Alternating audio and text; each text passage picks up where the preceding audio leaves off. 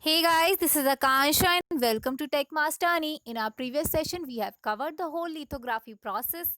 So do watch all the videos sequentially for the better clarity of the subject. In our today's session, we will going to understand diffusion part. So if you haven't subscribed to the channel, please subscribe to the channel and get the notification as early as possible. Now let's start the topic. So diffusion is used for the doping purpose in our fabrication process. So far we have seen we have our P type of substrate over which I have created SiO2 layer by oxidation, and now I want to open this particular window, so I have used lithography process, and after lithography process I have this kind of structure remain. So this is structure which is remain after the lithography. Now I want to dope this particular region by N type of substrate and N type of dopants.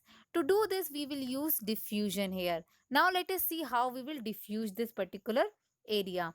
So diffusion is a movement of particle under the concentration gradient. So now let us understand here very large concentration is present and here very small concentration is present, and our particle will move from higher concentration to lower concentration.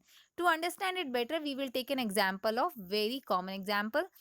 If your mother is cooking halwa at your kitchen area and you are sitting on your desk, and halwa smelling particles are very high in this particular region, okay, and this will go all along with the air and come to your nose, and you will get to know that halwa is cooked. So in this way, we have understood that the concentration is higher in the kitchen area, and it is lower in the at your desk. But the particle will move from the higher concentration to lower concentration. So this is what we call diffusion. In this diffusion, N2 is a higher concentration, N1 is a lower concentration. The distance at N2 is x2 and distance at N1 is x1. So the concentration gradient is equals to N2 minus N1 upon x2 minus x1, which is we call as concentration gradient. We can also call it in a way like dn upon dx. This is our concentration gradient. So this diffusion is totally a natural process. There is no artificial or no external force required for this particular process. So now we will understand two different laws to understand this diffusion thoroughly. So first law is Fick's first law. Fick's first law describe the rate at which the diffusion occur. Okay, so in this law, it states that the diffusion flux is directly proportional to the concentration gradient.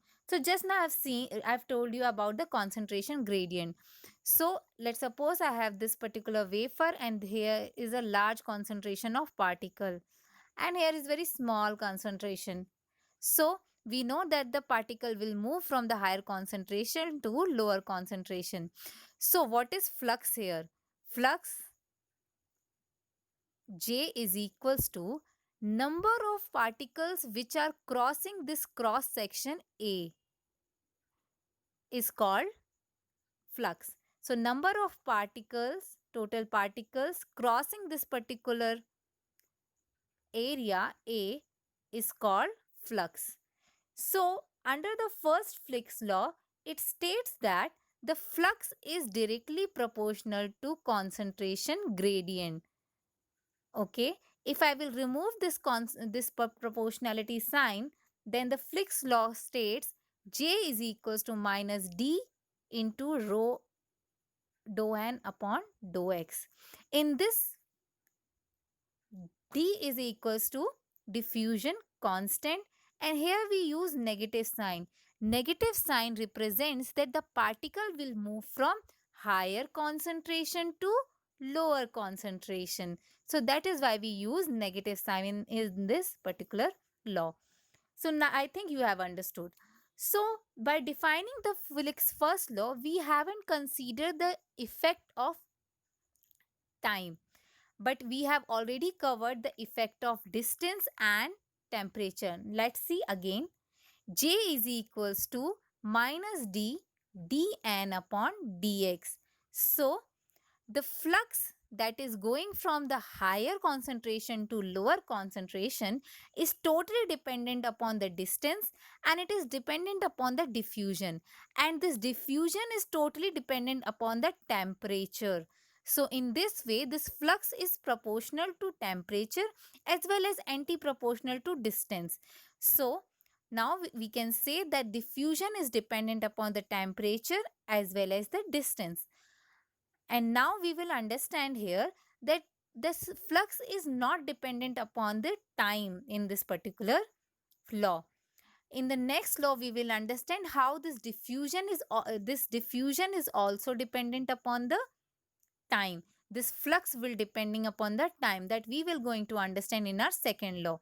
As of now, we have understood that first law states that the flux which is going from the higher concentration to lower concentration is totally dependent upon the temperature and distance, and this diffusion constant is function of temperature. Now let us understand diffusion constant thoroughly.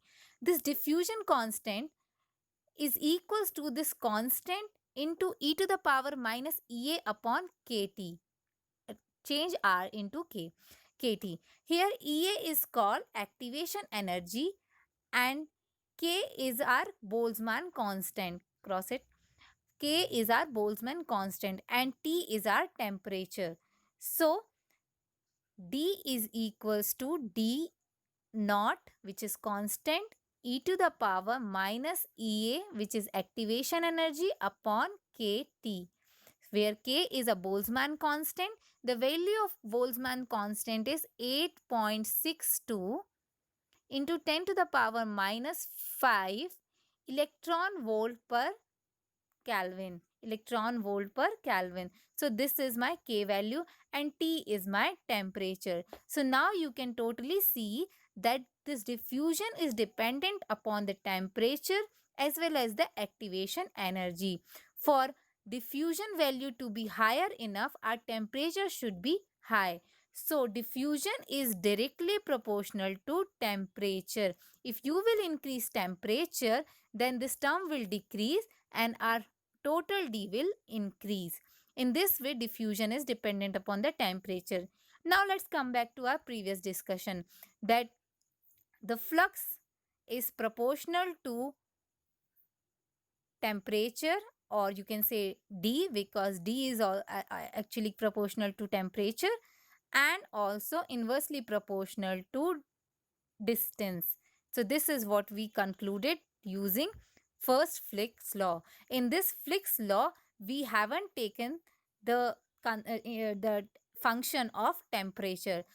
Sorry, the function of time. So now we will use our second Fick's law to define the flux dependency upon the time.